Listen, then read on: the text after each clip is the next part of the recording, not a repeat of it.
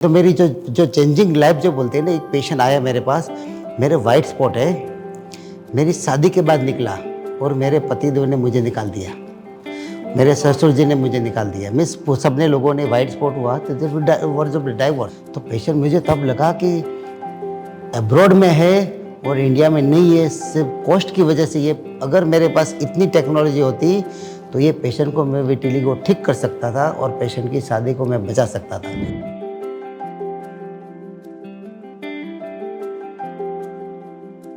Hello everyone.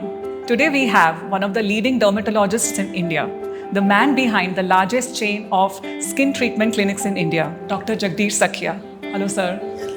Sir, first of all, it's an honor to have you today here. How has been the experience so far from having the first Sakhia Skin Clinic in 1998 to today having 25 clinics across India with world-class technology and the latest one coming in Dubai?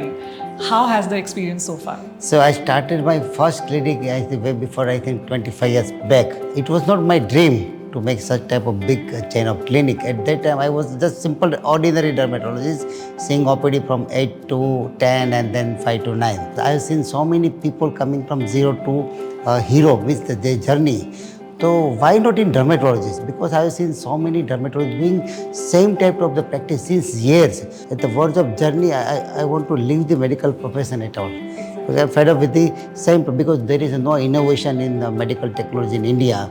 Because the cost of the technology was very high at that time, and the awareness in the general public is very less. Even though awareness in medical people also very less. They are not coming to us for the treatment also. And now what to do? Only eczema, fungus, and these are the diseases we are dealing day to day practice. तो मेरी जो changing life जो बोलते हैं ना, एक patient आया मेरे पास, मेरे वाइट स्पॉट है, मेरी शादी के बाद निकला और मेरे पतिदेव ने मुझे निकाल दिया, मेरे ससुर जी ने मुझे निकाल दिया। मिस सबने लोगों ने वाइट स्पॉट हुआ तो वर्ड्स ऑफ डाइवोर्स। तो पेशेंट मुझे तब लगा कि अब्रॉड में है और इंडिया में नहीं है, सिर्फ कॉस्ट की वजह से। ये अगर मेरे पास इतनी टेक्नोलॉजी होती तो ये पेशेंट को मैं विटिली को ठीक कर सकता था और पेशेंट की शादी को मैं बचा सकता था।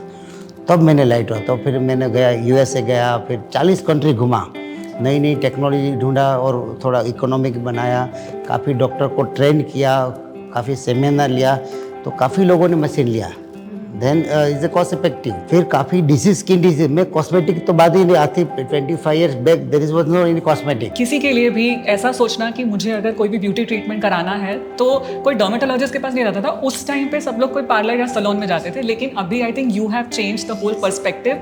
अभी रिसेंटली मेरी क्लाइंट से बात हो रही थी and she is about to get married अभी 2-3 महीने में। तो मैंने पूछा कि आपकी शादी है तो आपने अपने स्किन केयर के लिए कौन से सैलून में प्री ब्राइडल ट्रीटमेंट चालू किया है? तो शी सेड मैम अभी तो I am going to doctor Sakhiya और उन्हीं के पास ही मेरा प्री ब्राइडल ट्रीटमेंट चलता है and this is how the trend is. So I think you have change the perspective sir. तो आपने कैसे किया है सर? पहले तो बोला कि मुझे जब पेशेंट प्री ब्राइडल के, मुझे कोई बीमारी तो है ही नहीं, बीमारी नहीं है, मैं डॉक्टर से क्यों लूँ प्री ब्राइडल, ऐसा था। तो मैंने सोचा कि आप मानो कि कुछ आप जो भी मेकअप करते हो जो भी, तो आप डेली तो नहीं कर सकते हो ना।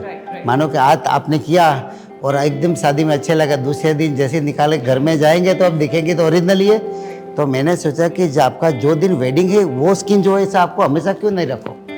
तो इसीलिए प्री ब्राइडल ट्रीटमेंट के लिए जो पिगमेंटेशन होता है, पिंपल्स होता है, जो एजिंग, जो प्रीमेच्योर एजिंग होता है, डैमेज स्किन होती है, तो फिर हम उसको pre medical line of treatment से ठीक करके फिर वो फाउंडेशन जो भी मेकअप जो करे वो एकदम स्किन को सूट होता है, कोई इसका रिएक्शन नहीं होता है। Exactly, क्योंकि स्किन सबकी अलग अलग होती है। क्योंकि अगर आपने प्रिपेयर स्किन, देखो आप एक्सरसाइज में देखो, आप सीधा हेवी एक्सरसाइज चालू करो तो क्या हाल होता है, पर आपने ग्रेजुअली प्रिपेयर करके फिर आपने एक्सरसाइज करवाया, वरना फिर लिगामेंट टेयर भी हो सकता है, काफ़ी हो सकता है। तो आपको ब्राइडल डे के लिए आपकी स्किन प्रिपेयर हो जाए, फिर नेक्स्ट डे आप रूटीन, फिर डर्मेटोलॉजिस्ट के पास इतनी ज़रूरत भी नहीं है। अब रूटीन जो प्रोडक्ट होती है कि जो डर्मेटोलॉजिस्ट ने डेवलप किए, लाइक हमने जो डेवलप किया है कि भाई आप अपने आप से जो सीरम जो होता है, day cream, night cream, face wash सब यूज़ कर सकते हो और फिर डर्मेटोलॉजिस्ट की विजिट आपकी कम हो जाए। पर्पज़ ऐसा नहीं कि आप हमारे पास बार बार आओ, पर्पज़ ऐसा है कि आप खुद को अपनी स्किन पार्लर में जाके कैसे चमकते ऐसे आप रोज चमका सको, वो पर्पस। और सर आपने I think you have been pioneer in introducing laser technology in India, in Surat, तो इतना लोग स्पेंड कर सके, मतलब ये भी उस टाइम पे विजन होना बहुत सही था। एंड आई थिंक अब तो हर कोई मतलब कर रहा है and it's giving amazing result. तो ये जर्नी बहुत आपका अच्छा क्वेश्चन है कि हमारा जो जब 1918 में किया था लेज़र था ही नहीं एक भी, और पेशेंट काफ़ी अनवांटेड हेयर हर्सुटिज्म, जो मेल को कैसे बियर्ड होता है, काफ़ी लेडीज़ ऐसे आती है जो पीसीओडी होता है, हर्सुटिज्म होता है, प्री मेच्योर बालनेस होता है, तो साइकोलॉजिकल इश्यू बहुत था। दिखने में ऐसा कुछ नहीं, पर लेडीज़ के लिए खुद का फेस और खुद का बाल मीन्स इसके लिए सब, आप उसको बोलो 5 लाख का वो डायमंड नहीं छोड़ देगी, अगर इसका फेस अच्छा हुआ तो उसको त्याग कर देगी।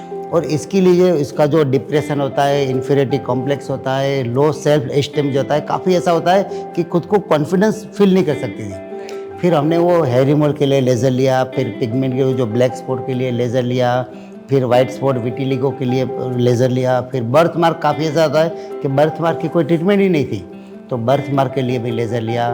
फिर अनवांटेड लेग वेन्स होती है इसके लिए फिर स्काल्प के लिए लेज़र लिया। फिर काफ़ी डर्मेटो सर्जरी डेवलप किया। तो हमारी एक ही छत के नीचे चमड़ी के डिजीज़ का, बीमारी का सॉल्यूशन, डर्मेटो सर्जरी भी, लेज़र भी, और aesthetic means anti ageing beautification वो भी, और प्लास्टिक सर्जरी। हम पांचों चीज़ एक ही, वो पूरे इंडिया में कोई भी चेन ऑफ क्लिनिक, कोई भी डर्मेटोलॉजी के अंडर में एक ही जगह पे पांचों चीज़ नहीं मिलती है जो हमने डेवलप किया। Right sir. और सर अब मुझे आप बताइए कि आज से 5 साल के बाद आप कहाँ पे देखते हैं सखिया स्किन क्लिनिक को एज अ ब्रांड, और एज आप मतलब क्या कहाँ पे देखते हैं ऐसे? मेरा तो एक ही ड्रीम है कि कश्मीर से कन्याकुमारी और कच्छ से कलकत्ता तक टायर 1 में है ना सब डर्मेटोलॉजिस्ट है। बड़े सिटी में तो डर्मेटोलॉजिस्ट भरे भरे हुए हैं, पर प्रॉब्लम है टायर 2 टायर 3 सिटी में कोई डर्मेट है ही नहीं क्वालिफाई। फेक काफ़ी है जो अनक्वालिफाई होता है, जो परंतु क्वालिफाइड डर्मेट। मेरा का जो मकसद होता है कि 4 लाख स्क्वायर फीट का एक बड़ा हाउस बना के टेली कंसल्टेशन, कोई भी गांव में, छोटा से छोटा गांव में वो बोले कि मुझे डर्मेटोलॉजिस्ट का कंसल्टेशन करवाना है, तो इसको सेम डे कंसल्टेशन हो जाएगा और दूसरे दिन हम दवाई भी भेज देंगे, वो भी इकोनॉमिकल, ऐसा नहीं है। तो कंसल्टेशन अभी हमने 99 रुपीज़ में कंसल्टेशन कोई भी जगह पे हो। मेनली तो हमारा काम सीनियर सिटीज़न है, बच्चे के लिए हो, तो फिर हमने सबके लिए कर दिया। और हमारे पास मानो कि आज आया और दूसरी बार आ ना सके क्लिनिक, तो उसके लिए भी हम टेली कंसल्टेशन। तो फर्स्ट हमारा जो प्राइड कि एवरी जो हमारा जो इंडियन सिटीज़न होता है, हर एक को वर्ल्ड क्लास ट्रीटमेंट मिलनी चाहिए इंडियन रेट में, इंडियन रुपीज़ में, बराबर एक होता है। इसीलिए हम 5 लाख का स्क्वायर फीट का बड़ा हाउस बनाएंगे, 4 लाख स्क्वायर फीट का वो, और 1 लाख का वो जो सबके लिए रहने के लिए हॉस्टल वो सब बनेंगे। तो ये बनेंगे। दूसरा प्रोडक्ट डिवीज़न, क्योंकि हमने देखा कि प्रोडक्ट काफ़ी इंडिया में है, परंतु वो वेस्टर्न कंट्री की कॉपी पेस्ट है, हमारी स्किन के जाने बिना सब बेच रहे हैं। हमने मामा अर्थ है, ये काफ़ी जो ब्रांड नाम इसीलिए रहा हो कि हमने देखा है कि इसमें वो सिर्फ आपको एक्सपीरियंस देता है, आप जब मुँह धो तो आपको अच्छा लगता है, इसका थेरापेटिक वैल्यू नहीं है, आपका कोई बीमारी ठीक नहीं होगा। वो फेस वॉश करने से, सीरम लगाने से कहीं कोई बीमारी नहीं ठीक होगी। भाई दो इंडिया के वेदर के हिसाब से, वेदर के हिसाब तो हमारे वो चाहिए, वो गोरे लोगों को जो ठीक हो हमारे ठीक हो ज़रूरी नहीं है। वो कंसंट्रेशन कोई हमारा कम होना चाहिए, कोई ज़्यादा होना, वो ज़रूरी है। तो क्वालिटी वाली जो पोस्ट केयर ट्रीटमेंट जो सबको मिलनी चाहिए। And this is very affordable also. हाँ, मैंने को 400 से नीचे प्रोडक्ट ही नहीं रखी कि सबको मिलना चाहिए, क्योंकि यही चीज़ नैनो टेक्नोलॉजी 3-3 हज़ार का सीरम जो आता है, परंतु मैंने सिर्फ सबके लिए बनाया। तीसरा जो हम एकेडमी, क्योंकि 14,000 डर्मेटोलॉजी से एक भी ट्रेनिंग सेंटर नहीं है। अगर डर्मेट कोई बाहर आया तो उसको सीखना है तो कहाँ सीखे, फिर वो अपने हिसाब से ट्रीटमेंट करता रहता है। तो यूनिफॉर्म पूरे इंडिया में सब पेशेंट को एक जैसे ट्रीटमेंट ली, इसीलिए हमने थेरापिस्ट का भी कोर्स किया, क्योंकि हमें नर्सिस नहीं मिलती है। आईसीयू में कैसे नर्स होते हैं, हम कहाँ से निकालें, तो हमने वो थेरापिटिस्ट का भी ट्रेनिंग किया और डर्मेटोलॉजिस्ट का ट्रेनिंग, और हम पान इंडिया में करने जा रहे हैं कि ताकि हर एक स्टेट में हर एक डर्मेटोलॉजिस्ट को थेरापिस्ट मिले और हर एक डर्मेटोलॉजिस्ट को ऐसी लेटेस्ट ट्रीटमेंट की जो क्या बोलते हैं इसको टेक्निक मिले और उसकी ट्रेनिंग भी मिले। चौथा, बाद में हम फ्यूचर में जो करने जा रहे हैं कि एब्रॉड में एसएससी ओवरसीज़, ऑलरेडी दुबई में किया, हम केन्या में, न्यूजीलैंड, ऑस्ट्रेलिया, कहाँ पे plan है दुबई के? यूएस ये सभी यूएस का- में, US में केन्या और भी? यूएस में प्लान कर रहे हैं। अभी मैं जा रहा हूँ मार्च में। अच्छा, अमेजिंग। आपको लगता है वहाँ मतलब ऑलरेडी इतना बड़ा मार्केट है, उसके बीच में करना वहाँ भी सब बड़े बड़े सिटी में इकट्ठे हुए, टायर टू टायर, वहाँ भी नहीं है। अच्छा है। हाँ, वहाँ नहीं है। हमने देखा कि वो सबब जो होता है ना, इंडियन ज़्यादातर सबब में रहता है, तो वहाँ भी ब्यूटी से नहीं ज़्यादा है, प्रॉपर डर्मेटोलॉजिस्ट वहाँ भी नहीं है। तो फिर वो भी गैप हम वहाँ भी ख़त्म करेंगे, पहले इंडिया में करके। फिर अफ्रीकन कंट्री में तो है ही नहीं डर्मेटोलॉजिस्ट, मीन्स 10 लाख के पॉपुलेशन में एक है। इंडिया में 140 करोड़ की पॉपुलेशन के बीच में सिर्फ 14,000 डर्मेट है। तो गैप कितना बड़ा, 1.5 लाख पॉपुलेशन के बीच में एक डर्मेटोलॉजिस्ट है, जो इंटरनेशनल क्राइटेरिया के सामने 10% ही है। तो और कोई भी डर्मेटोलॉजिस्ट ओवरनाइट आप नहीं बना सकते, 10 साल लगता है। तो वो गैप ख़त्म करने के लिए हम टेक्नोलॉजी, आर्टिफिशियल इंटेलिजेंस की मदद से एक प्रोटोकॉल बनाएंगे और सबको ट्रीटमेंट मिले से। तो एक ओवरसीज, और जो चौथा हमारा जो है कि हम डिवाइसेस बनाएंगे। 14,000 डर्मेटोलॉजिस्ट है और इंडिया में एक भी जो मशीन है वो नहीं बनता है।